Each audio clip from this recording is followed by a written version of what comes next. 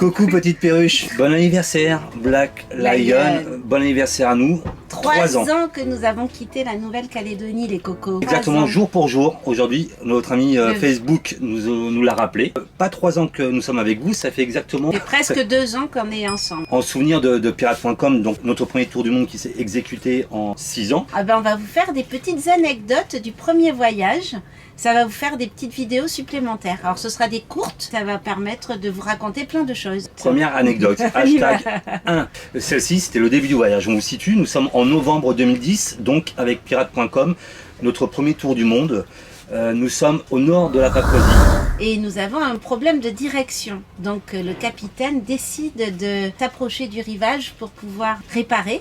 Donc nous mettons l'ancre près de Poutoubé, au nord de la Papouasie, le rivage du village de Maliaba. Vous pouvez chercher sur Google, vous allez avoir du mal à trouver. On arrive sur ce village, j'ai pas dormi de la nuit, direction cassée, on arrive tant bien que mal sur ce rivage, sur cette île, et le temps que j'ai la tête dans les drosses de direction... Tout autour de nous, plein de pirogues arrivent avec plein de papous.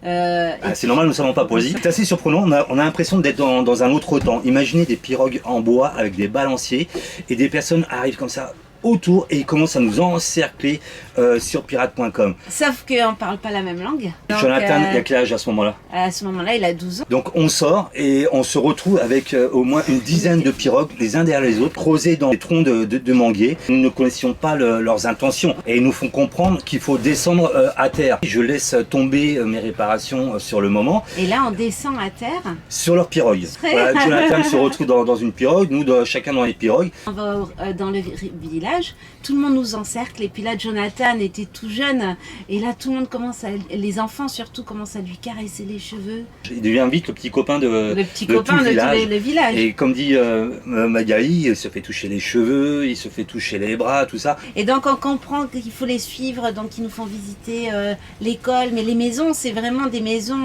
faites de bois et de branches et de... Il n'y a rien quoi. Et puis là, ils nous mettent sur la place du village. Il y a une grande table et ils nous disent de nous asseoir sur la table. Pour nous, c'est le début du voyage. Donc, on ne sait pas encore l'approche du voyage. On ne sait pas, nous sommes débutants. Comme tu dis souvent... Le premier voyage, on découvre. Le deuxième, on apprend. On apprend. Là, c'était donc la découverte. Donc, les gens nous prennent, nous mettent sur la place, nous emmènent en pirogue, nous emmènent sur la place du village. Là, ça commence un peu à gamberger dans la tête. On se dit, nous sommes loin de toute civilisation. Il y a quelques années encore, la Papouasie, il y avait du cannibalisme. Voilà. Alors, nous lisions les livres qui disaient encore 100 ans en arrière, le cannibalisme était d'actualité.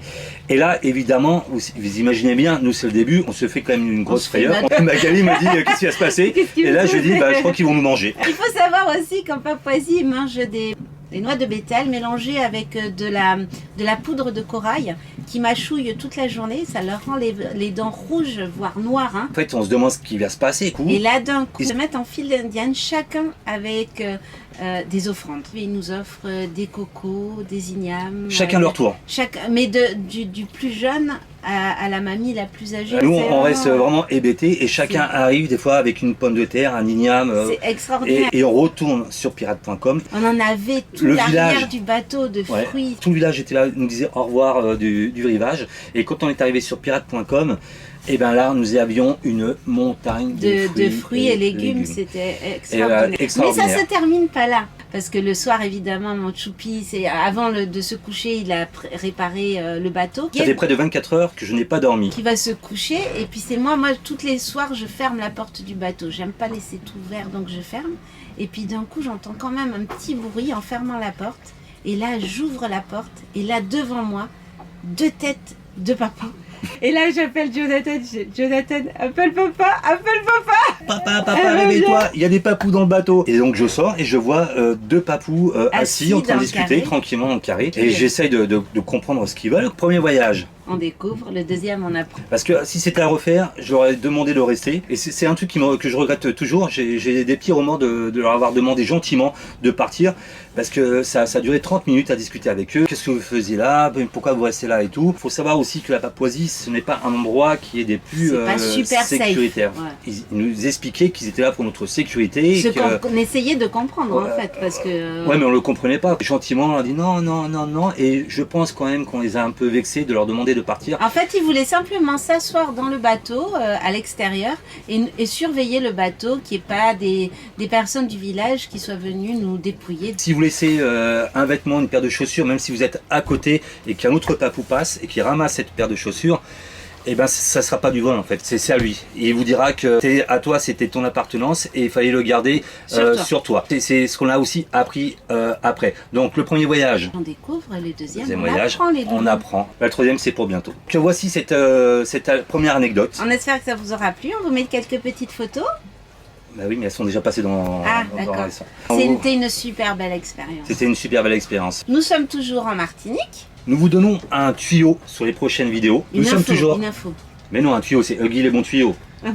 Nous sommes restés ici pour nous faire vacciner. Si nous avons fait ce choix, c'est pour rester libres dans notre voyage. Ça ne se passe pas qu'en France, ça se passe partout comme ça dans le monde. Et si malheureusement nous ne faisions pas vacciner, on pouvait aller nulle part. On pouvait aller nulle part. Trinidad, Saint-Vincent, et ça va se compliquer de plus en plus. Grenadine, on est obligé d'être vacciné pour aller là-bas. Il a fallu se vacciner pour être libre, dans notre cas, à nous. Restez connectés. 3 vidéos arrivent. C'est 2 jours après notre arrivée en Martinique. Il y a eu un phénomène qui s'est formé à côté de la Martinique, Elsa. Ces 3 vidéos parleront d'Elsa. On va vous les mettre 2 jours... Vous voyez, vous avez compris? Un jour sur 2, comme ça vous les aurez rapidement. Les bananes. Kiss and love les bananes, on vous aime. Voilà. Kiss and love, restez connectés. On a des nouveaux t-shirts. Ouais, on s'est fait faire...